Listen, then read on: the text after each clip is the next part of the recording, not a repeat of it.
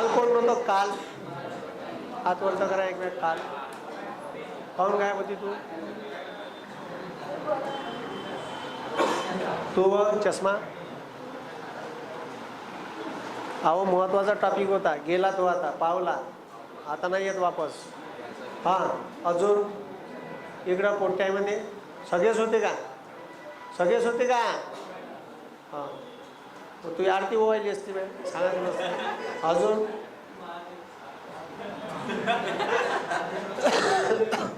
हा चालू केलं का रे?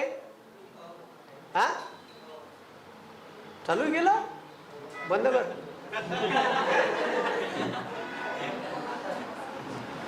नमस्कार, मी तेश बाळकृष्णजी कराय, संचालक Phoenix career development academy Wardha. Bullet चालू घडामोडी या पुस्तकाचे लेखक आपल्या सर्वांचे स्वागत करतो फिनिक्स अकॅडमी वर्धा या आपल्या यूट्यूब चॅनल आणि फेसबुक पेजच्या लाईव्हवरून. आपण पाहून राहिलो होतो इकॉनॉमिक्समध्ये reserve bank of India. Reserve bank भारतातल्या सर्व बँकिंग व्यवस्थेवर कंट्रोल कशी करते, त्याच्यासाठी कोणते कायदे केले, आरबीआयची स्थापना केव्हा झाली, कोणत्या समितीच्या शिफारशीनुसार झाली, आरबीआयचं मुख्यालय कुठं आहे, ठीक आहे, आरबीआयचे सब डिव्हिजनल ऑफिस कुठं आहे, ठीक आहे, आरबीआयचे डिव्हिजनल ऑफिस कुठं आहे, हे सगळे आपण पाहिलं. त्याच्यानंतर आरबीआय बँकावर कंट्रोल करायसाठी कशी व्यवस्था आरबीआयने निर्माण केली, आरबीआयचे परंपरागत कार्य, आरबीआयचे प्रवर्तनात्मक कार्य आणि आरबीआयचे नियंत्रणात्मक कार्य कोणते, हे तिन्ही कार्य पाहिले. सगळ्यात महत्त्वाचं कार्य आहे का महागाईवर कंट्रोल ठेवायचं कसं. यासाठी दोन व्यवस्था भारतात काम करते, एक केंद्र सरकार आणि एक करते reserve bank of India. Reserve bank of India direct impact करते महागाईवर. दर 3 महिन्यानं महागाईवर कंट्रोल ठेवासाठी रिझर्व्ह बँक ऑफ इंडिया आपली पत नियंत्रणाची साधने वापरते. पत म्हणजे पैसा, मार्केटमधल्या पैशात कंट्रोल ठेवायचं कसं. आता साधं आणि सोपं लॉजिक सांगितलं मी. जेव्हा, आणि लक्ष द्या, हे सगळं सरकारले करावं लागते. महागाई वाढते कशी, तर लोकांच्या खिशात पैसा वाढला का महागाई वाढली. ज्या ज्या गोष्टीनं लोकांच्या खिशात पैसा जाईल त्या त्या गोष्टीनं महागाई वाढते. मग सरकार बी याच्यासाठी जबाबदार आहे. सरकार दरवर्षी, ठीक आहे, फेब्रुवारी किंवा मार्च महिन्यामध्ये बजेट सादर करते. का सादर करते? बजेट. त्या बजेटमधून भारत सरकार कितीतरी स्कीमवर पैसे उधळते. मागच्या वर्षीच्या तुलनेत, ठीक आहे, मागच्या वर्षीच्या तुलनेत जर मनरेगावर जास्त पैसे यावर्षी खर्च केले, तर मागच्या वर्षीच्या तुलनेत यावर्षी जास्त केल्यावर ऑब्विसली हा पैसा कोणाच्या घरात जाणार आहे? गोरगरिबाच्या. आणि लोकांच्या खिशात पैसे जास्त जर गेले मागच्या वर्षीपेक्षा, यावर्षी त्याला रोजगार हमी कायद्यातून जास्त पैसा गेला तर लोकांच्या खिशात पैसे जाईल, आणि पैसे गेले तर लोक मार्केटमध्ये जाईल, वस्तू खरेदी करत, मागणी वाढन, आणि मागणी वाढली का पुरवठा का होते? कमी, आणि महागाई का होते? वाढ. साधं लॉजिक आहे. लोकांच्या खिशात पैसा वाढला का महागाई वाढली. त्याला डिपेंड सरकारचं बजेटही आहे. त्याला म्हणते, सरकार बजेटमधून जी पॉलिसी राबवते त्याला म्हणते फिस्कल पॉलिसी, मराठीत कॉल राजकोषीय धोरण. काय म्हणते? आणि आरबीआय दर 3 महिन्यानं repo rate, reverse repo rate, SLR, bank दर आणि रोख्याची खरेदी विक्रीतून पैशात कंट्रोल करते. याला म्हणते मॉनिटरी पॉलिसी. मग आपल्याला प्रश्न विचारते, मॉनिटरी पॉलिसी कोण जाहीर करते? Reserve bank of India. आणि आपल्याला विचारते का फिस्कल पॉलिसी कोण जाहीर करते? तर सरकार, केंद्र सरकार. कोण जाहीर करते? महागाईवर कंट्रोल ठेवण्यासाठी रिझर्व्ह बँक 2 साधनाचा वापर करते. पतनियंत्रण, संख्यात्मक साधने. मग काल याच्यात पाहिलं CRR म्हणजे का, तर CRR चे दर लक्ष द्यावे. CRR म्हणजे कॅश रिझर्व्ह रेशो. का म्हटलं? Cash reserve ratio. मी जर महाराष्ट्र बँकेत का ठेवली म्हणलं? FD टाकली. महाराष्ट्र बँकेत 100 रुपयाची FD टाकली. का टाकली? FD. तर डायरेक्ट रिझर्व्ह बँकेचे आदेश असते व्यापारी बँकेले, हे चोट्या तुझ्यापाशीचे पैसे ठेवले, आता जो आमचा सध्याचा रेट आहे 4%, हे पैसे मला 100 रुपयाच्या 4% म्हणजे 4 रुपये सरळ माझ्याकडे आणून दे. समजलं का? आता CRR म्हणजे का, तर CRR म्हणजे पगार झाला का पहिले बापापाशी नेऊन टाका लागते त्याच्यातला वाटा, दॅट इज कॉल्ड CRR. हे बापाले का द्या लागते? नगदी कॅश. बाप कोण आहे? Reserve bank of India. मग हे कॅश द्या लागते बापाले. डुप्लिकेट पैसे घ्यायचे चालत नाही, सोनं घेणं बाप घेत नाही, कॅश पाहिजे म्हणते. मी ते तिकडं कॅशचं काही बी करीन. आणि ह्या पैशात व्याज बी नाही देत रिझर्व्ह बँक. पैसे येऊ द्या, गुपचाप मायापाशी ठेवा, आगाऊ नखरे करायचे नाही. मग आता ठीक आहे, रिझर्व्ह बँक ऑफ इंडिया म्हणते का CRRचा दर हा 3 ते 15% दरम्यान असावा, असं कायद्यात दिलेला आहे RBI ऍक्ट मध्ये. पण ठीक आहे, पण 3% पेक्षाही कमी आणि 15% जास्त रिझर्व्ह बँक करू शकते, पण 15% तर नाही. आता सध्या तो 4.5, 5, 4.5, 5च्या मनात खेळत आहे. ठीक आहे, तर आता लक्ष द्या. मग आता म्या जर 100 रुपये एफडी महाराष्ट्र बँकेत टाकली का महाराष्ट्र बँकेले म्हणते रिझर्व्ह बँक, ए चोट्या पहिले पैसे आण मायवाले. कराय गुरुजी 100 रुपये टाकले बँकेत एफडी, आणि 4% व्याजाचा दर आहे. तर 100 रुपयाच्या 4% किती रुपये होते? 4 रुपये. रिझर्व्ह बँक 4 रुपये नेऊन टाकते कोणाकडं? काय एवढेच पैसे येते का मग बँकेत? करोडो रुपयाचा व्यवहार होते. त्या करोडो रुपयाच्या व्यवहारावर 4% व्याजानं कॅश नेऊन द्यायला लागते. कोणाले? RBI. That is called cash reserve ratio. ठीक आहे. मग दुसरा दर आहे SLR, स्टॅट्युटरी लिक्विडिटी रेशो. कोणता? Statutory liquidity ratio. ठीक आहे. आता ह्या जो दर आहे, ठीक आहे, ह्या दर रिझर्व्ह बँक सांगते, ठीक आहे, हा दर 15 ते 40% दरम्यान राहील. 15% पेक्षा कमी ठेवण्याचे अधिकार रिझर्व्ह बँकेले आहे. ठीक आहे. आता लक्ष द्या, ह्या जो दर आहे, इकडे लक्ष द्या, मी काय म्हणून राहिलो, ह्या जो दर आहे, ह्या दर आता सध्या, ठीक आहे, 23, 24, 25च्या दरम्यान खेळत आहे. म्हणजे 23.75, 24 असं ठेवते. आता मी म्हणतो, लक्ष द्यावे, आता मी बँकेत महाराष्ट्र बँकेत 100 टाकले, रिझर्व्ह बँक म्हणते का आता याचे दर 26% आहे. चोट्या हे 26%, 100 रुपयाच्या 26% म्हणजे 26 रुपये कचकन त्यापाशी जमा ठेव, हे लोकायले वाटायचे नाही. म्हणजे त्या बँकेत सगळ्या व्यापारी बँकेला आदेश असते का तुझ्यापाशी पैसे आले का मले काही कॅश आणून दे आणि काही तुझ्यापाशी जमा ठेव, अगाऊचे नखरे करायचे नाही. आता SLR हे कॅशच्या स्वरूपात ठेवता येते, हे डिबेंचर बॉन्डच्या स्वरूपात बी ठेवता येते, आणि ते सोन्याच्या स्वरूपात बी ठेवता येते. आता म्या पैसे एफडी टाकले 1 लाख, ठीक आहे, किती लाख? 1 लाख, आणि दर आहे 26%. तर मला, ठीक आहे, माझे 26,000 रुपये महाराष्ट्र बँक सोनं घेऊन ठेवन, नाही तर बॉन्ड घेऊन ठेवन, किंवा डिबेंचर एखाद्या, ठीक आहे, एखाद्या कंपनीचे डिबेंचर ठेवन. डिबेंचर म्हणजे प्रॉपर्टी, त्याचे शेअरच. ठीक आहे, आणि सोनं ठेवलं तर विशेष नाही. मी जर 5 वर्ष एफडी टाकली आणि सोनं 26,000चं, ठीक आहे, अर्धा तोळा सोनं, ठीक आहे, 5 ग्रॅम सोनं घेऊन ठेवलं पुन्हा महाराष्ट्र बँकेनं, आणि त्याची जर रेट वाढली तर ते बी पैसे भेटेल ना. ठीक आहे, आपण समजून राहिलं का? सोन्याच्या स्वरूपात ठेव, कॅशच्या स्वरूपात ठेव, किंवा बॉन्ड किंवा डिबेंचरच्या स्वरूपात ठेव. असं कोणाला सांगते? असं कोणाला सांगते? बँकाला सांगते. हे कोणापाशी ठेवायला लागते? बँकेपाशी. हे कोणापाशी ठेवायला लागते? RBI. ठीक आहे.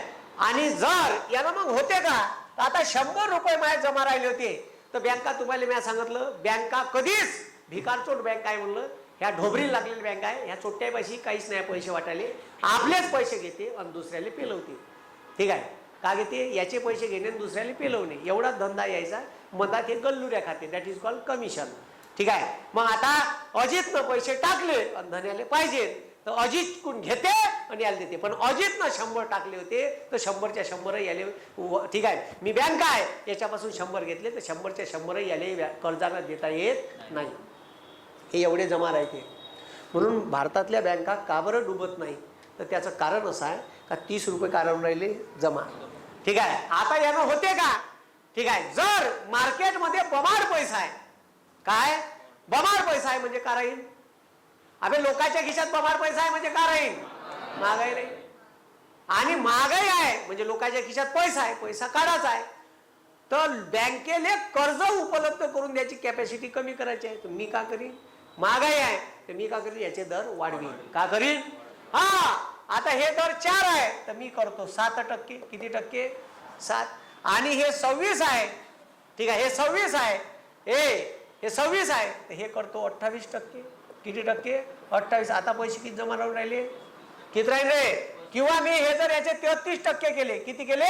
33, तर जमा किती राहून राहिले? 40. पहिले जमा किती राहत होते? पहिले जमा किती राहत होते? 30. आता किती राहून राहिले? 40. आता 100 रुपयातून पहिले 30 जमा राहत होते, म्हणजे वाटायला किती भेटत होते? 70. आता वाटायला किती भेटत आहे? म्हणजे म्या जसे दर वाढवले व्याजाचे, तसंच बँकेची कर्ज द्यायची कॅपॅसिटी काय होत आहे? कमी होत आहे. समजलं का?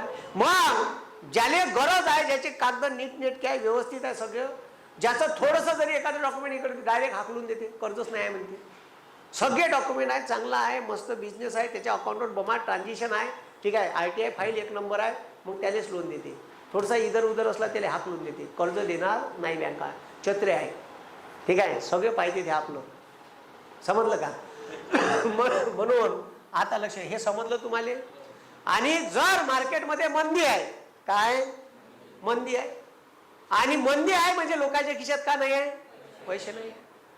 मग पैसे टाकायचे आहे, लोकांना जास्त कर्ज घेतलं पाहिजे, बँकेला जास्त कर्ज उपलब्ध झालं पाहिजे द्यासाठी. त्याला काय होईल? लोकांना कर्ज वाटलं तर लगेच मार्केटमध्ये पैसा जाते. कालच सांगितलं, एकानं होम लोन घेतलं तर 30-35 क्षेत्र खुले होऊन जाते एका दमानं, ठीक आहे. तर हे जे गोष्टी आहे, आता याचे दर जर कमी केले, ह्या दर केला 3%, किती टक्के, आणि हा केला 22%, पैसे जमा किती होऊन राहिले? हा 25 रुपये राहून राहिले. आणि मग कर्ज वाटायला किती उपलब्ध होऊन राहिले? 75. दर कमी केल्याबरोबर बँकेपाशी, ठीक आहे, अमाऊंट वाढून जाते कर्ज द्यायची, समजलं का? म्हणून महागाईवर कंट्रोल करायसाठी CRR SLR वापरते. CRR म्हणजे का? Cash reserve ratio. कोणाकडे ठेवा लागते? कोणाकडे ठेवा लागते? RBI कडे. कॉन्सेप्ट लक्षात घ्या, याच्यावरच प्रश्न येते दर परीक्षेले. मी जिवंत आहे, येणाऱ्या कंबाईनलेच प्रश्न येतेच, ह्या टॉपिकच तसा आहे, येते म्हणजे येतेच, ठीक आहे. जुन्या परीक्षा पहा, नाही आलं तर मला विचारा. मग आता लक्ष द्या, मी का म्हणून राहिलो, ठीक आहे. मग आता हे झाले CRR, हे कोणापाशी ठेवा लागते? हा, म्हणजे पहिले बापाला द्यावं लागते कॅश. पगार आला का, हे लक्षात कसं ठेवायचं असं नाही लक्षात राहत. पगार झाला का पहिले बापाला काय द्यावं लागते? कॅश. बापाला द्यावं लागते म्हणजे रिझर्व्ह बँक ऑफ इंडियाला द्यावं लागते, समजलं का? मग काही पैसे ज्याचा पगार झाला तो स्वतःपाशी काढून ठेवते, म्हणजे बँक स्वतःपाशी काढून ठेवते. SLR statutory liquidity ratio. जो दर रिझर्व्ह बँकेनं ठरवून दिला आहे तेवढेच पैसे द्यावे लागते, तेवढेच पैसे ठेवा लागते, समजलं का? अगाऊ नखरे सर, एखाद्या बँकेनं अगाऊचा कारभार केला, त्यानं दर दिले आहे SLRचे 26, पण त्यानं ठेवलेच नाही, 20 ठेवले, तर त्याच्या उरावर बसते बँक, नड्डी पिचकते, लायसन गायब, दुसऱ्या दिवशी लायसन गायब करते. रिझर्व्ह बँक कोणाला सोडत नाही, त्याच्या उरावर बँकेचे व्यवहार होई, अगाऊ आडवं तिडवं जमात नाही. मग हे आता लक्ष द्या. मग त्याच्यानंतर सांगितलं मी रेपो रेट आणि रिव्हर्स रेपो रेट. काल सांगितलं रेपो रेट आणि काय सांगितलं? Reverse rate. रेपो रेट म्हणजे का? आता लक्ष द्या रे, आता इथं महाराष्ट्र बँक आहे, ठीक आहे, आणि इथं आहे रिझर्व्ह बँक ऑफ इंडिया. प्रत्येक, आता लक्ष द्या, मी तुम्हाला सांगितलं का महाराष्ट्र बँकेपाशी आज कॅश आली 1000 करोड. किती करोड? हा, आणि कर्ज मागणारे आले 1200 करोड रुपये वाले. एवढ्या लोकांना कर्ज वाटायचं आहे, आणि कॅश किती आली? 1000 करोड. 200 करोड रुपये जास्तीचे पाहिजे कोणाले? हायच नाही. मग 200 करोड रुपये यायच्या पाहिजे, हाय नाही, कर्ज तर द्यायचं आहे. का करायचं? बँकेला माहिती आहे उद्या येऊ शकते, पण आज नाही आहे ना, आजच द्यायचं आहे. तर 200 करोड रुपयाचा घापा येतो. मग 200 करोड रुपये मागायला जाते महाराष्ट्र बँक कोणाकडं? म्हणून आपण पाहिलं RBI अंतिम ऋणदाता म्हणून काम करते. ऋण म्हणजे कर्ज देणारा. ऋण म्हणजे का? ऋणदाता म्हणजे का? कर्ज देणारा. ऋणको, त्याला ऋणको म्हणते. काय म्हणते? हा, ऋणको म्हणजे कर्ज देणारा, धनको म्हणजे कर्ज घेणारा, समजलं का? अबे धनको म्हणजे कर्ज देणारा आणि ऋणको म्हणजे कर्ज घेणारा, ठीक आहे. तर अंतिम ऋणदाता, ठीक आहे, शेवटली कर्ज देणारी संस्था आहे कोणती? RBI. मग आता RBI 200 करोड रुपये याले देईल, पण RBI पाशी बी नाही आहे. RBI आणा कुठून? तर मग RBI बाकीच्या बँकांना विचारते, हाय का त्यापाशी? ए पुष्पे, ठीक आहे, तर अय सुशीला, त्यापाशी आहे का? तर सुशीलाबाई म्हणते, सुशीलाबाई, ठीक आहे, सुशीलाबाई. तर सुशीलाबाई तर सुशीलाबाई पाशी पैसे, सुशीलाबाई पाशी पैसे आले, ठीक आहे, पैसे आले 2600 करोड. किती करोड? 2600 करोड. आणि कर्ज मागणारे लोक आले 2000 करोड. हिच्यापाशी 600 करोड का पडले आहे शिल्लक. तर RBI म्हणते मला व्याजान दे, त्यापाशी आहे ना, दे. मग SBI म्हणजे व्यापारी बँक 600 करोड का देते कर्ज? कोणाले? RBI. RBI त्याच्यातले 200 करोड महाराष्ट्राला पाहिजे, महाराष्ट्राला देते. तर जेव्हा एखादी व्यापारी बँक रिझर्व्ह बँकेने लोन देते, आणि रिझर्व्ह बँक मध्ये मला एका दिवसासाठी पाहिजे, उद्या तू वापस देतो चादरली, ठीक आहे, आणि इले एका दिवसाची गरज आहे, माय उद्या आले का तुमचे वापस करून देईन म्हणते. मोठ्याल्या बँकाले एका दिवसाचा फंडची कमतरता असते, एका दिवसासाठी कर्ज वापरायला देते हे. मग हे 600 करोड रुपये आणि SBI बी म्हणते मला उद्या लागले देजो, उद्या माझ्याकडे जास्त गिराईक आले मी का करीन. मग हे 600 करोड ठीक आहे. आता पहा, व्यापारी बँक रिझर्व्ह बँकेला कर्ज देत आहे. सहसा रिझर्व्ह बँकेनं व्यापारी बँकेला द्यायला पाहिजे. रिझर्व्ह बँक फुकटी आहे ना, तिच्यापाशी कुठून येईल, ते इकडून तिकडूनच जमा करत. मग जर एखाद्या व्यापारी बँकेनं रिझर्व्ह बँकेला कर्ज दिलं त्याला म्हणते रिव्हर्स रेपो रेट. मग आता हे काय म्हणते, व्यापारी बँकेने रिझर्व्ह बँकेला लोन दिले असेल that is called reverse repo rate. उलट चाललं हे चेन. आणि याचा दर जर 5.50 आहे. किती आहे? हा, मग 5.50 कर्ज भेटलं रिझर्व्ह बँकेले. मोठी छत्री, त्याच्यात गल्लुऱ्या ठेवते 0.25 0.50 त्याच्यावर डिपेंड आहे. मग रिझर्व्ह बँक महाराष्ट्र बँकेला म्हणते हे घे कर्ज, तुला 200 करोड पाहिजे ना, कचकन घे. मग तिले 200 करोड देते आणि इले घेते 5.75 न पेलून. घेतलं किती ना, बस काहीच नाही, इसकी टोपी उसके सर. बस एवढे पैसे इकडे ट्रान्सफर करायचे, टिक टिक टिचिक पैसे इकडे. 200 करोड 400 करोड मधले 600 करोड मधले 200 करोड यायला देते. रपकन 200 करोडवर 0.25 म्हणून आता पाहिजे 0.25 किती होते 200 करोड RBIचं प्रॉफिट. ठीक आहे. मग याले गेले 75 न, ठीक आहे 0.75 न. आता हे महाराष्ट्र बँकेत मी लोन मागायला गेलो, ठीक आहे, तर मले हे महाराष्ट्र बँक म्हणते तुम्हाला कराय गुरुची लोन भेटान, पण तुम्हाला लोन भेटान 8.75 व्याज दराने. किती भेटन? हा, याच्यात 3% गल्लुऱ्या खात आहे. कोण? ह्या नॅशनलाइज बँका. मग याच्यात यायचे पगार, जे बिल्डिंग आहे त्याचं भाडं, इलेक्ट्रिक बिल, अमक ढमक, ठीक आहे, कर्मचाऱ्याचे पगार, स्टेशनरी सगळ्या खर्च काढते आणि मग सांगते वर्षाच्या शेवटी, ठीक आहे, महाराष्ट्र बँकेले या वर्षी 450 करोड रुपये नेट प्रॉफिट झालं. काय झालं? Net profit. आता जेव्हा सांगते महाराष्ट्र बँक आम्हाला 450 करोड नेट प्रॉफिट झालं, तर RBIचा ऑडिटर येते, बंद पाहते कर्ज किती दिलं, वसुली किती झाली, किती प्रॉफिट झालं. आणि मग हे जे नेट प्रॉफिट आहे, नेट प्रॉफिट बँकायचं, तर या नेट प्रॉफिटच्या नोटा छापून येते. काय छापून येते? नोटा अशा छापल्या जात नाही. दॅट इज कॉल्ड, याले म्हणते पैसा निर्माण करणे. व्यापारी बँका पैसा निर्माण करते, तिचं नेट प्रॉफिट. मग याच्यात हे ऑडिट गेलं रिझर्व्ह बँकेत का, ऑडिट सबमिट झालं का महाराष्ट्र बँकेनं 400-450 करोडचं प्रॉफिट कमावलं. 450 करोडच्या नव्या कोरकरीत नोटा छापते रिझर्व्ह बँक आणि ह्या महाराष्ट्र बँकेला देते. हे घेत तुझे प्रॉफिट, मग हे वापर पुन्हा तो, हे पैसे वापरायला देते पुन्हा. तेवढा पैसा मार्केटमध्ये. याला म्हणते पैसा निर्माण करणे. पैसा निर्माण कोण करते असा प्रश्न आला तर व्यापारी बँका लिहा. ॲक्च्युली आपण पैदा करतो, नाव द्यायचं आहे आपल्याला धंदा, ठीक आहे, इन्व्हेस्टमेंट करायला पैसे देते बँका. बँका तुम्हाला जे पैसे देतात ते पैसे इन्व्हेस्ट करायसाठी देतात. तुम्हाला होम लोन बी देते ना. होम लोनमध्ये आता घर बांधल्यानं काही इन्कम भेटून राहिलं का? अबे घर बांधल्यानं इन्कम येऊन राहिलं का? ठीक आहे, काही इन्कम क्रिएट होऊन राहिलं का? उलट घरात टाकलेले पैसे हे डिसइन्व्हेस्टमेंट आहे. ठीक आहे, काही भेटत नाही. घरातून भेटते का? बँक अकाउंट प्रॉपर्टी नाही घेत, याच्यासाठी नाही घेत.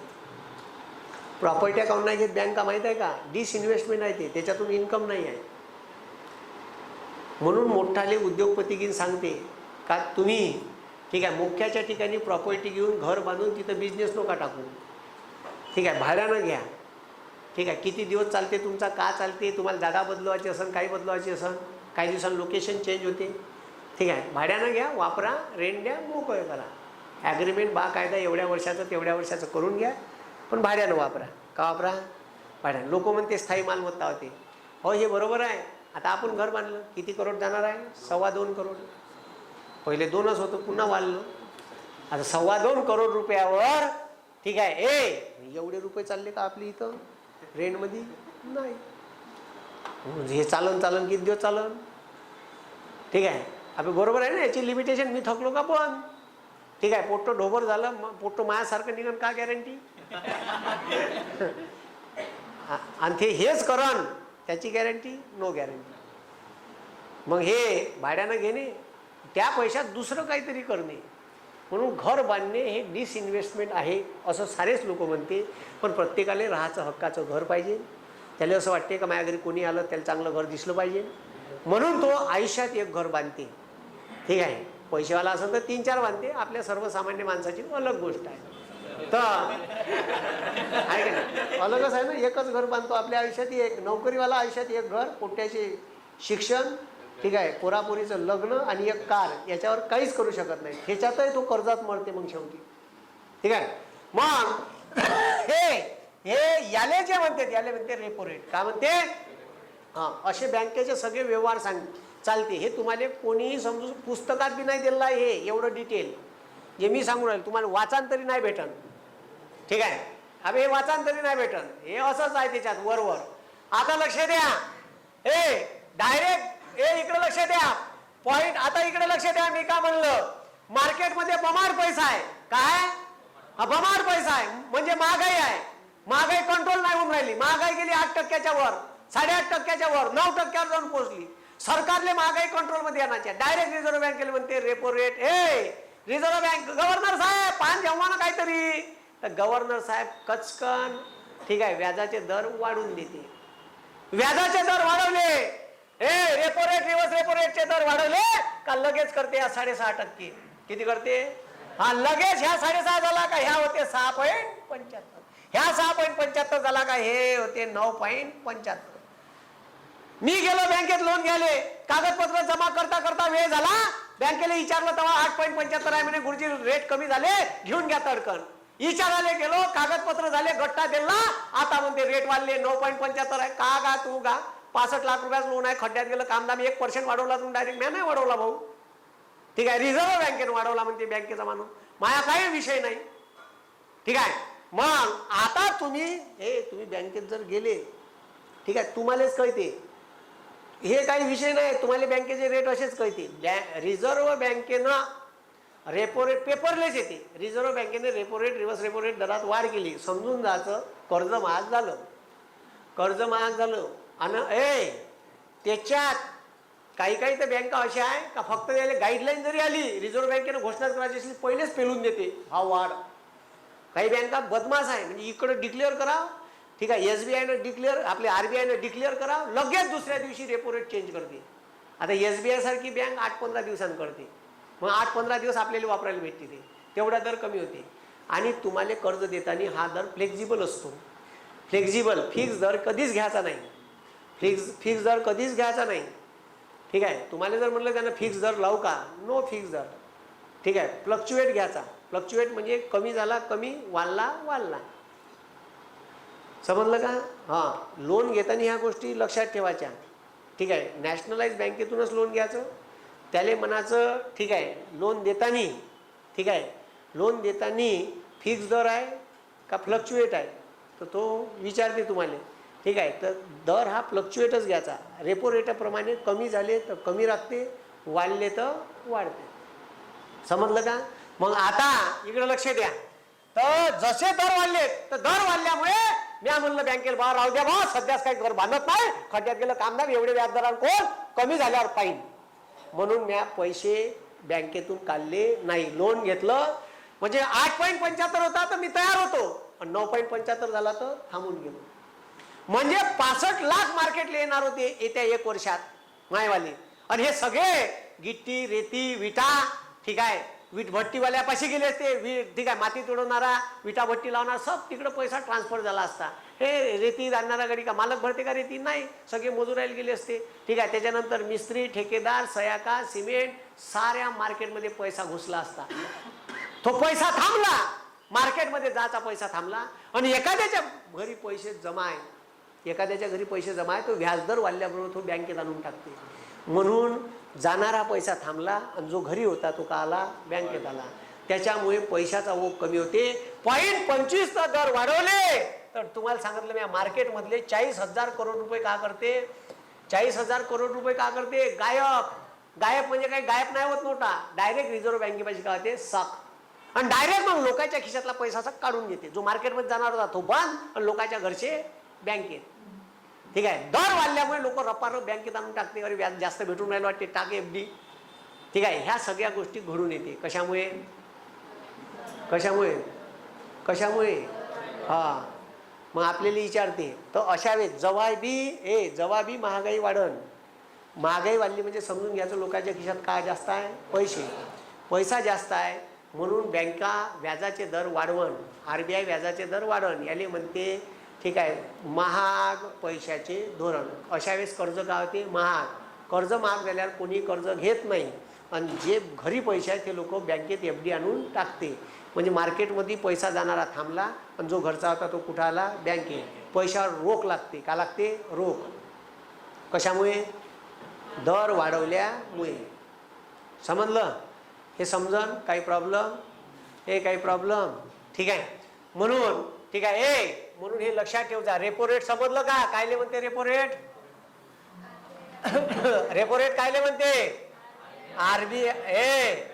RBI व्यापारी बँकांना वन डे वन नाईट साठी का देते कर्ज देते. का देते कर्ज.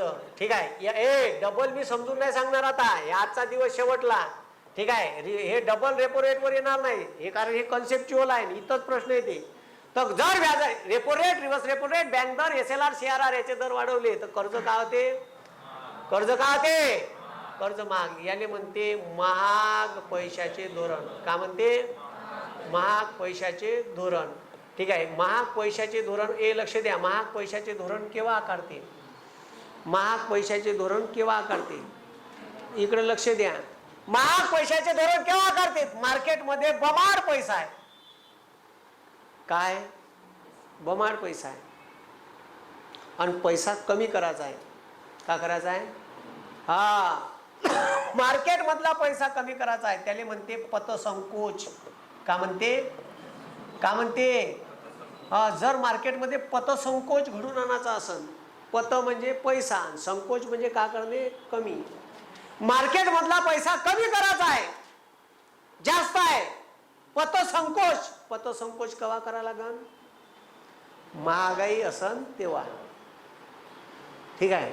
पतसंकोच केव्हा करा लागन महागाई असेल तेव्हा. तर मार्केटमध्ये पतसंकोच घडून आणायचा आहे तर तुम्हाला महाग पैशाचं धोरण आखा लागेल. समजलं का आम्ही समजलो का. आणि जेव्हा मंदी असते तर मार्केटमध्ये पैशाची खूप गरज असते. जास्त पैसा टाका होता लागते त्याले म्हणते पतविस्तार. का म्हणते का म्हणते पतचलन विस्तार. पतचलन सोडा पतविस्तारच लक्षात ठेवा. शॉर्टकट मध्ये पतविस्तार. पैशाचा का करायचा विस्तार.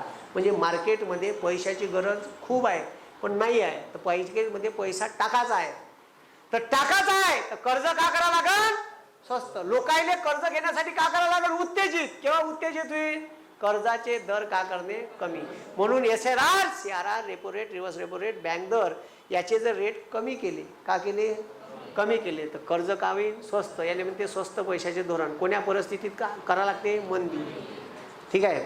मंदीच्या परिस्थितीत पतसंकोच झालेला असते. मंदीच्या परिस्थितीत पतसंकोच झालेला असते. ठीक आहे. पतविस्तार करा लागते. तर पतविस्तार केव्हा करण्याची गरज असते असं विचारते परीक्षा. पतविस्तार केव्हा करण्याची गरज असते असं परीक्षा विचारते. मंदीच्या परिस्थितीत पतविस्तार करण्याची गरज असते कारण तेव्हा पतसंकोच झालेला असतो. म्हणजे पैसा मार्केटमध्ये कमी असतो. पैसा कमी आणि गरज पैशाची जास्त पाहिजे. तर अशा वेळेस आकारते स्वस्त पैशाचे धोरण. मी का म्हणलं समजलं का. मी का म्हणलं समजलं का. पतसंकोच म्हणजे पैसा कमी करणे. पतविस्तार म्हणजे पैसा वाढवणे. पैसा केव्हा वाढवा लागन पैसा केव्हा वाढवा लागन मंदी असन तेव्हा. म्हणजे लोकांच्या खिशात पैसे राहणार नाही. मंदीच्या परिस्थितीत पतविस्तार करा लागन. कसा घडून येईन पतविस्तार. हे पतविस्तार केव्हा घडून येईन स्वस्त पैशाचे धोरण. मग पुन्हा विचारते पतविस्तार केव्हा घडून येतो जेव्हा स्वस्त पैशाचे धोरण आखले तेव्हा. मी का म्हटलं समजलं का गेलं का डोक्यात. हे गोष्टी पाहून समजून घ्या. लय खतरनाक आहे बरं इकॉनॉमी. जीवच घेते. समजलं का. मंदीच्या परिस्थितीत लोकांपाशी पैसे का असतात का असतात कमी असतात. लोकांच्याकडला पैसा वाढवा लागतो. केव्हा वाढण स्वस्त पैशाचं धोरण आखलं तर. आणि स्वस्त पैशाचं धोरण आखल्यामुळे लोक कर्जात तुटून पडन ना लोकांच्या पासचा पैसा वाढन. म्हणजे का होईल पतविस्तार. मग विचारते पतविस्तार करण्यासाठी कोणत्या पैशाचं धोरण आखणे गरजेचं आहे. स्वस्त पैशाचं धोरण. ठीक आहे. पतविस्तार केव्हा घडून आणावा लागतो मार्केटमध्ये? मंदी असली तेव्हा. मंदी असली तेव्हा. पतसंकोच केव्हा घडून आणावा लागतो मार्केटमध्ये? तर मार्केटमध्ये भाववाढ, चलनवाढ, किंमत वाढ असली तेव्हा. मार्केटमधला पैसा कमी करावा लागतो, त्याला म्हणते पतसंकोच. पतसंकोच केव्हा करावा लागन? ठीक आहे, केव्हा करावा लागन? तर केव्हा करावा लागन? भाववाढ, चलनवाढ किंवा किंमत वाढ. ठीक आहे, किंमत वाढ असेल तेव्हा. का घडून आणावं लागल? पतसंकोच. हे पतसंकोच कसा घडून येईल? ठीक आहे, महाग पैशाचं धोरण जर आखलं तर आपोआप मार्केटमध्ये का घडून येईल? पतसंकोच. मी का म्हणलं समजलं का? मी का म्हणलं समजलं का? हा, गेम समजून घ्या. इथं प्रश्न येईनच 1,00,000% कायच्यात नाही कायच्यात प्रश्न फसन. ठीक आहे, मी जिवंत आहे तर नाही फसंत, पैसे बंदे वापस घेऊन जाते. दर परीक्षेत प्रश्न येते इथं. दर परीक्षेत का म्हणलं? दर परीक्षेत प्रश्न येते इथं. आणि इथं डोंगा डुकते पोट्याचा. कन्फ्युजन काही नाही, लय सोपी कन्सेप्ट आहे, साधा आहे. महागाई वाढली म्हणजे लोकांच्या पाशी काय? पैसा जास्त आहे. पैसा काढून घ्यायचा आहे. पैसा काढून घ्यायचा आहे तर कर्ज का करून टाका? याले म्हणते महाग पैशाचं धोरण. मग महाग पैशाचं धोरण, महागाई वाढली तर मार्केटमध्ये पैसा काय? जास्त. तो कमी करायचा आहे, दॅट इज कॉल्ड पतसंकोच करायचा आहे. पतसंकोच करायसाठी कर्ज का करावं लागते? महाग. का वापरा लागते मग? महाग पैशाचं धोरण. मार्केटमध्ये मंदी आहे, मंदी आहे, ऑलरेडी पतसंकोच झाला आहे. पतविस्तार करायचा आहे, पैसा वाढवायचा आहे. मंदीच्या परिस्थितीत पतविस्तार करावा लागतो. पतविस्तार असाच होईल का? नाही. त्याच्यासाठी रिझर्व्ह बँक कोणतं धोरण आकारते? स्वस्त पैशाचं धोरण केल्यानंतर पतविस्तार होतो आणि मंदीची परिस्थिती दूर होते. समजलं का? आणि ठीक आहे, महागाईच्या परिस्थितीत पतसंकोच करावा लागतो. ठीक आहे, त्यामुळे भाववाढ नियंत्रणात राहते.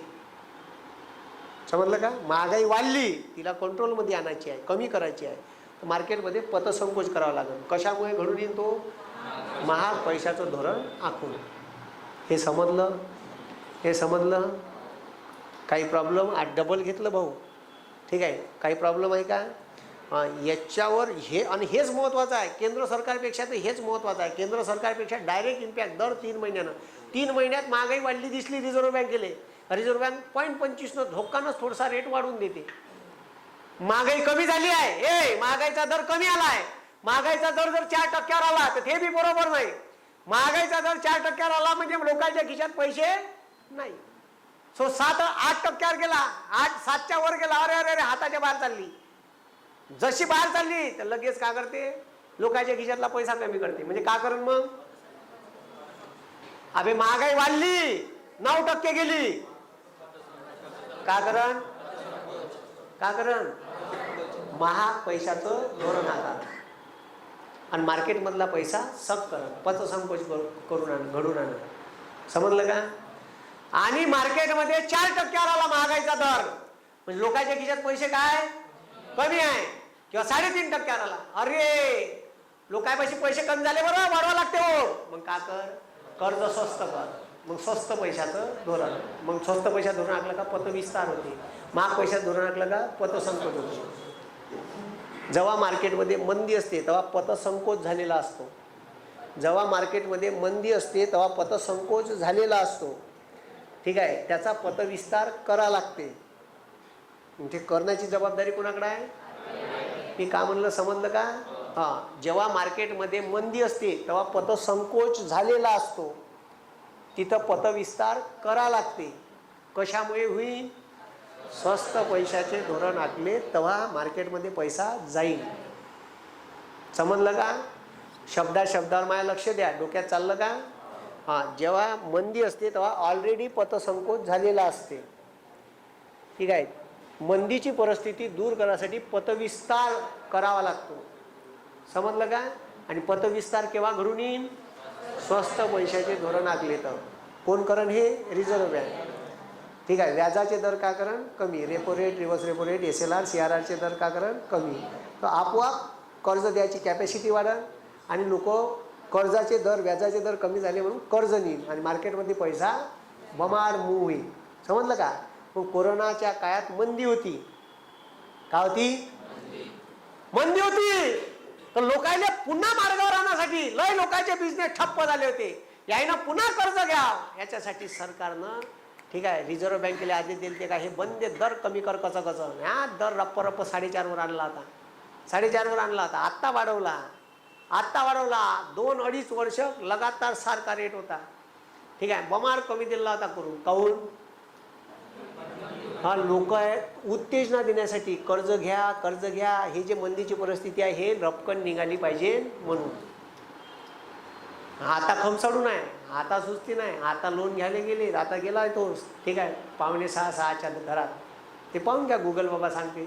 दर 3 महिन्यानं पेपर लिपी येते. सर हे पाठ करायचे का रेपो दर? अजिबात गरज नाही. कुत्र विचारत नाही परीक्षेत. काहून? तर दर 3 महिन्यांनी चेंज होते. का होते? त्याच्यामुळे फक्त लक्ष ठेवायचं का किती आहे, का आहे, बाकी आपल्याला काही काम नाही त्याच्याशी. ठीक आहे. परीक्षेत निरीक्षेत रेपो रेट किती आहे असा प्रश्न येत नाही. कन्सेप्टवर प्रश्न येते. काय येते? हे कन्सेप्ट आहे, याच्यावर प्रश्न येते. हे समजलं का? हे समजलं का? काय प्रॉब्लेम? हां, ठीक आहे. जमन मग हां, रोख्याची खरेदी विक्री. रोखे म्हणजे तुम्हाला सांगितलं साध्या भाषेत स्टॅम्प पेपर. का पेपर? यानाही मार्केटमध्ये हलचल मस्ती. का मस्ती? हा, मग हे माया घराचे डॉक्युमेंट आहे, मी SBI कडे ठेवले, गहाण ठेवले. ठीक आहे, मी माया घराचे डॉक्युमेंट्स, ठीक आहे, मी म्हणते घर बँकेकडे गहाण ठेवलं, म्हणजे त्याच्या उरावर नेऊन टाकलं का? नाही. का ठेवले? का? म्या माये रोखे विकले. रोखे का केले? विक्री केले. म्या माझे रोखे विकले. कोणाले? SBI ले. मग लक्ष द्या, माझे घर 1 करोडचं, किती करोडचं? 1 करोडचं घर आहे आणि मला हे देते किती लाख? 80 लाख. म्हणजे मी घर गहाण ठेवलं कोणाकडं? SBI. म्हणजे मी घराचे कागदपत्र विकले, रोख्याची विक्री केली, त्याच्यामुळे मला किती लाख रुपये आले? 80 लाख. आणि त्या 80 लाखात मी एक मोठा बिझनेस टाकला, घर गहाण ठेवून. मग बिझनेस टाकला तर बिझनेस मधून मी कामगार ठेवले 100, त्याले काम चाललं, इतर लोकांना काम भेटत आहे, तो जो कच्चा माल आहे त्याले पैसे चालले. म्हणजे माझा पैसा डायरेक्ट कुठं चालला? मार्केटमध्ये. ह्या पैसा कुठं चालला? म्हणजे यानं का होत राहिलं? जर मी रोख्याची विक्री केली तर मार्केटमधला पैसा का होत आहे? वाढत आहे, पतविस्तार होत आहे. मार्केटमध्ये जर मंदी असन, ठीक आहे, तर का करावं लागेल आपल्याला? पतविस्तार. ठीक आहे, म्हणजे पैसा ओता लागेल कुठं? मार्केटमध्ये. तर विक्री केल्यानं पैसा कुठे येऊन राहिला? मार्केटमध्ये. इथं रोख्याची का करावं लागेल? विक्री. रोख्याची विक्री. जेव्हा मंदीची परिस्थिती असते तेव्हा रोख्याची विक्री केली जाते. का केली जाते? आणि मग मायापाशी जर पैसे आले 80 लाख तर मी खरेदी करीन. का करीन? माय वापस दे. ठीक आहे, सुशीलाबाई. तर सुशीलाबाईले पैसे वापस मागितले. माय हे 80 लाख घेतोय आणि माये, ठीक आहे, घराचे कागदपत्र वापस दे. ठीक आहे, खरेदी केली. कायची? रोख्याची खरेदी केली. रोख्याची खरेदी केली तर माया 5ची कॅश कुठं चालली? म्हणजे महागाई कवा असते? जेव्हा खिशात पैसे असते. आणि मी विकत घेतले तर माया 5ची कॅश कुठे गेली? तिथं. हे मला वापरायला भेटणार नाही. मग मायापाशी फक्त कागद आले 80 लाखाचे, 1 करोडचे. समजलं का? म्हणजे महागाई असन तर रोखे का करावं लागल? हा, ठीक आहे, रोख्याची का होते? खरेदी. मग आता लक्ष द्या, भाववाढीच्या काळात रोख्याची खरेदी केली जाते. ठीक आहे, खरेदी केली जाते आणि पैसा बँकेकडे मूव्ह होते. समजलं का? आणि मंदीच्या परिस्थितीत रोख्याची का केली जाते? विक्री. समजलं का? इतकी. हा, रोख्याची विक्री, रोख्याची खरेदी. काही डाऊट? काही डाऊट आहे कोणाने?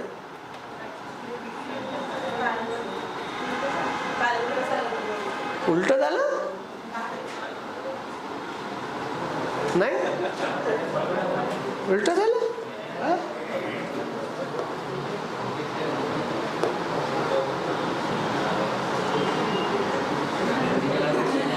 रोख्याची खरेदी केली जाते. हो, खरेदीच म्हणलं नाही का विक्री म्हणलं.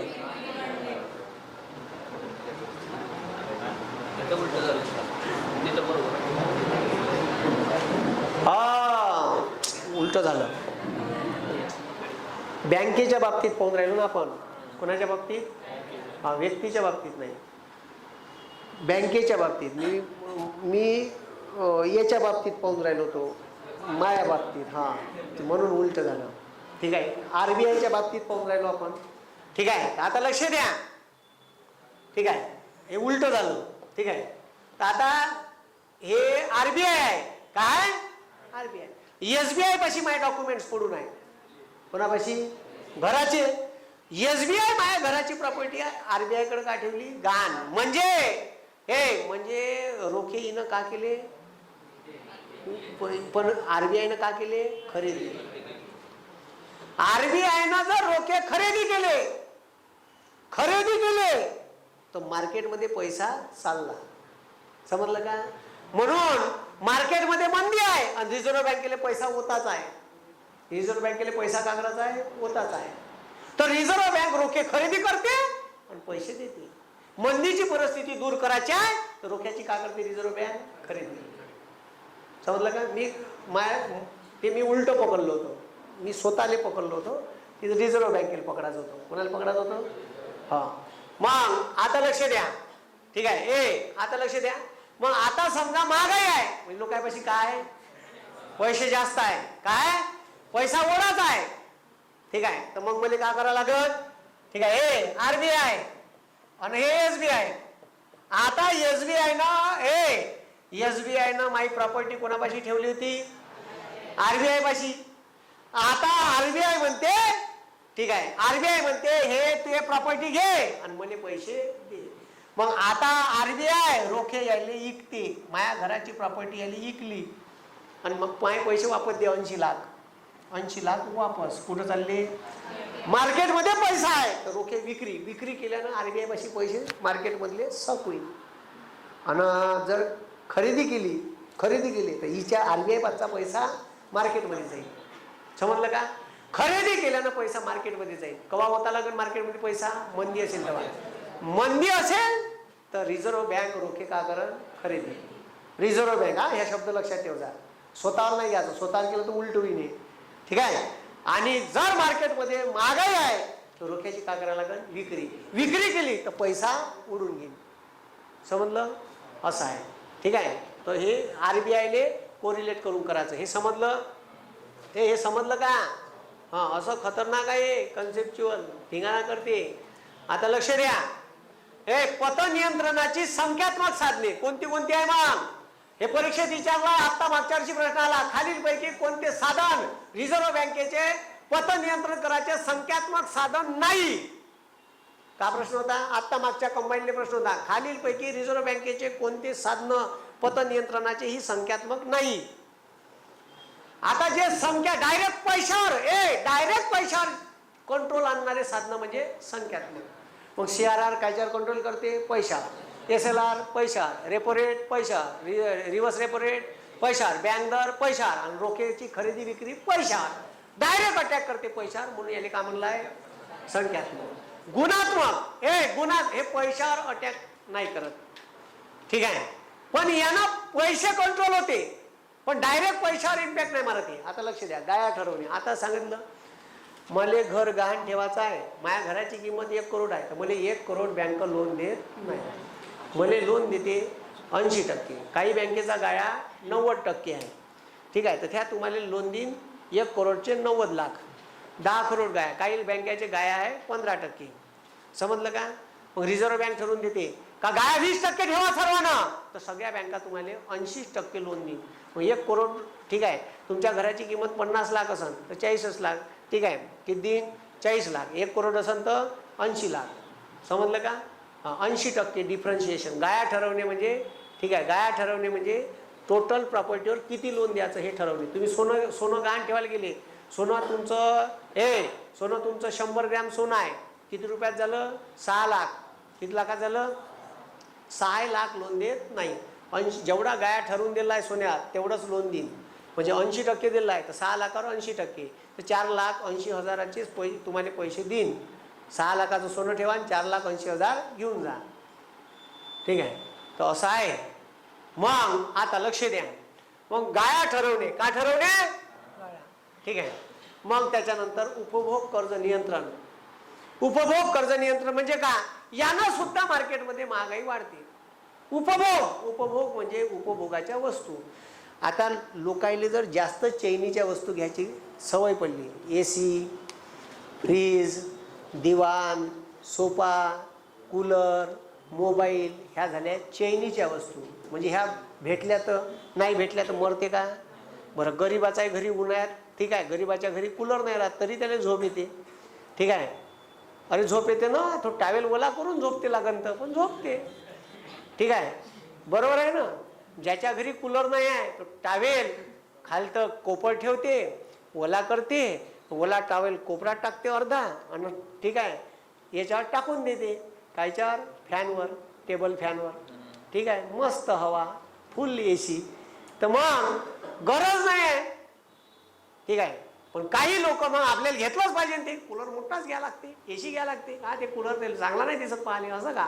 मग आता अशा वस्तू घ्यायच्या आणि पैसे नाही आहे, तर मग आहे बजाज फायनान्स, उपभोग कर्ज. आणि उपभोग कर्ज जर घ्यायची सवय वाढली तर मार्केटमध्ये असं जर कर्ज लोकायले दिलं, प्रचंड दिलं का, घ्या बा, ठीक आहे, कमी व्याजदर आहे, तर लोक बमाड घेईन आणि वस्तूची का होईल? मागणी वाढल. मागणी वाढली का वाढल? महागाई. तर मग सरकार काय करते? रिझर्व्ह बँक उपभोग कर्जावरचे व्याज वाढवून देते. उपभोग कर्जावरचे व्याज वाढवले, चैनीच्या वस्तू घ्यायचे का डायरेक्ट लोक नाही बा, हे लय रेट आहे याचे, ठीक आहे, आपण सध्याच घेऊ ना. आता बजाज फायनान्सचे व्याजाचे दर काही सस्ते आहे का? 14%, 15% आहे. नॉर्मल रेट बँकेत किती आहे? 9-10%. एवढा व्याजाचा दर आहे तर कोण घेईन बा? राहू दे. त्याच्यात जर 18-18 केला मग राहू दे बा, घेऊच नाही. मग उपभोग कर्जावर नियंत्रण ठेवते कोण? Reserve bank. किती कर्ज वाटायचं, का वाटायचं, त्याचे रेट ऑफ इंटरेस्ट का राहील? महागाई वाढूनच राहिली तर लगेच उपभोग कर्ज देणंच थांबून देते, भेटतच नाही म्हणते. डायरेक्ट बँकेला आदेश देते का तुला हे कर्ज वाटायचं नाही, डायरेक्ट स्टॉप. मग महागाईवर लगेच का होते? कंट्रोल. का होते? कंट्रोल. कशामुळे? उपभोग कर्जावर नियंत्रण ठेवल्यामुळे. ठीक आहे, मग गुणात्मक पत नियंत्रण, पैशावर कंट्रोल ठेवून महागाई कमी करणे. मंदी असेल तर पैसा वाढवणे. मग आता मार्केटमध्ये मंदी आहे तर डायरेक्ट बँकायले म्हणा वाटा, लोकायले AC ले वाटा, कूलरले वाटा, ढोबरले वाटा, फ्रीजले वाटा. ठीक आहे, सोपा म्हणते का? द्या झालेले कर्ज, सुस्ती करू. मार्केटमध्ये मंदी आहे. लोकांचे दुकानातले सामानच विकून नाही राहिले. काऊन? तर लोकांच्या खिशात का नाही आहे? पैसा. मग मार्केट मूव्ह करायचं आहे, मंदी आहे, मार्केट मूव्ह करायचं आहे तर विका, व्याजात दर कमी करा, द्या चालेल लोन. बँकेला सांगते रिझर्व्ह बँक, द्या वाटा लोन. भकामक लोक मग लोन घेते. 0% व्याज दरावर आहे. काही काजी हो घेऊन जा, 0% व्याज दर, 0%, 2%, रपारप विकून टाकते. मग आता लक्ष द्या, कर्जाचे रेशनिंग करणे. का करणे? रेशनिंग करणे म्हणजे राशन काढणे.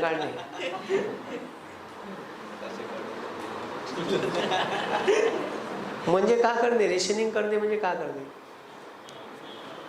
ठीक आहे, का होते तर नैतिक समजावणी करणे. का करणे? का करणे? नैतिक समजावणी करणे. म्हणजे बँका जर जास्त माजल्यासारख्या करत असन, ऐकत नसन, रिझर्व्ह बँकेचं समजून सांगून राहिले का लोन जास्त देऊ नका, मार्केटमध्ये महागाई आहे, कंट्रोल ठेवा, कर्ज देणार. ठीक आहे, आणि हे ऐकून नाही राहिल्या तर त्याला प्रेमानं समजवते, पाय जास्त करशील तर ओल्या फोकानं पण नाही. ठीक आहे, नैतिक समजावणी. बँकाने नैतिक समजावणी देऊन, आदेश देऊन, प्रसिद्धी देऊन, ठीक आहे, पैशावर कंट्रोल आणला जातो. समजलं का? मग अशा पद्धतीनं कर्जाचं रेशनिंग का दिलं आहे? वगैरे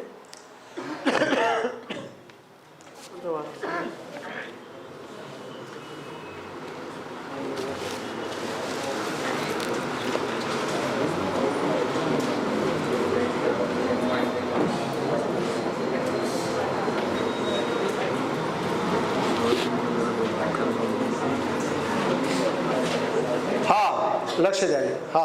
कर्जाचं कर्जाचं रेशनिंग करणे. काय करणे? रेशनिंग. आरबीआय काय करते? वेगवेगळ्या बँकेला वेगवेगळे नियम व अटी देते. का तुले पीक कर्ज द्यायचं आहे तर तुले पीक कर्ज 3 लाखाच्या वर देता येणार नाही. एखाद्या बँकेला टर्म अँड कंडिशन सांगते. ठीक आहे. मग तुले ठीक आहे कार लोन घ्यायचं आहे. ठीक आहे. तर कार लोन तुले 15 लाखाच्या वर देता येणार नाही एका व्यक्तीले. ठीक आहे. एवढंच द्यायचं. त्याला टर्म अँड कंडिशन अप्लाय करते. ठीक आहे. पण वेगवेगळ्या बँकेला वेगवेगळे बँक पाहून का तुला एवढंच कर्ज देता येईल.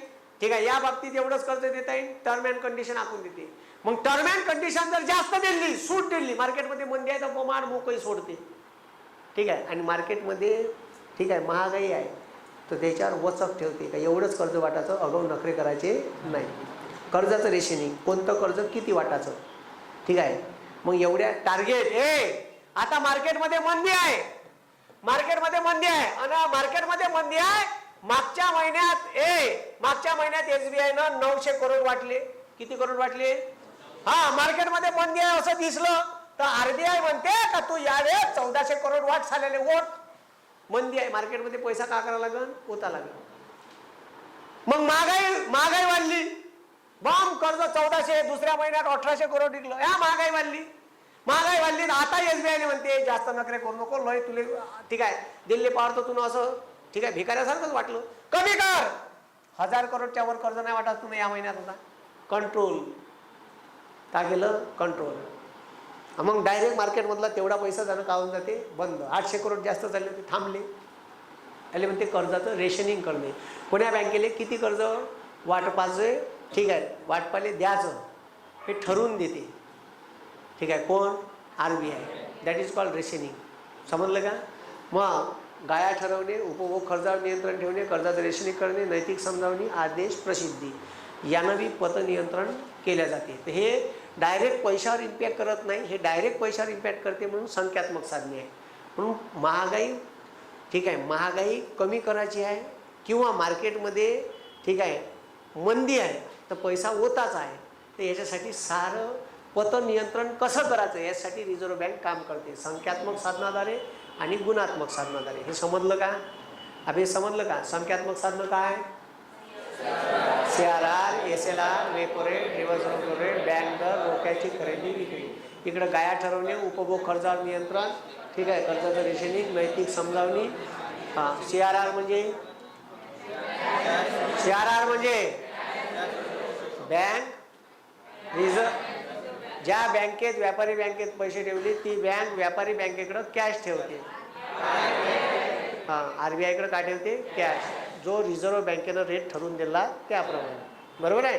तो दर 3 ते 15% दरम्यान किती काही असू शकतो.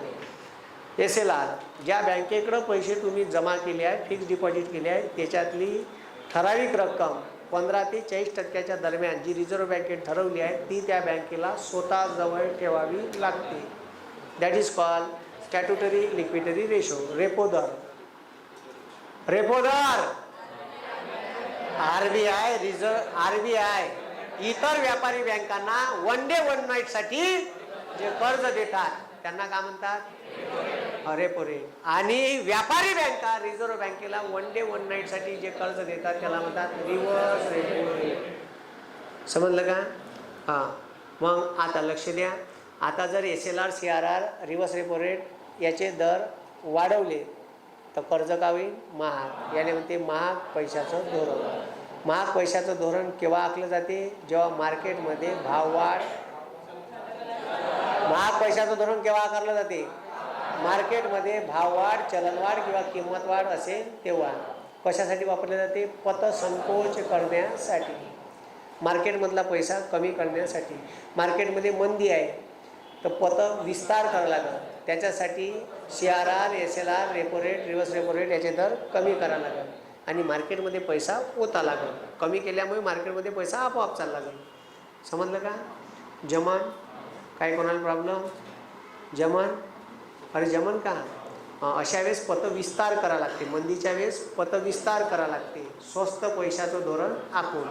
महागाईच्या वेळेस पतसंकोच घडून आणावं लागते महाग पैशाचं धोरण आखून. मग तुम्हाला असा बी प्रश्न विचारन, खालीलपैकी योग्य विधान कोणते?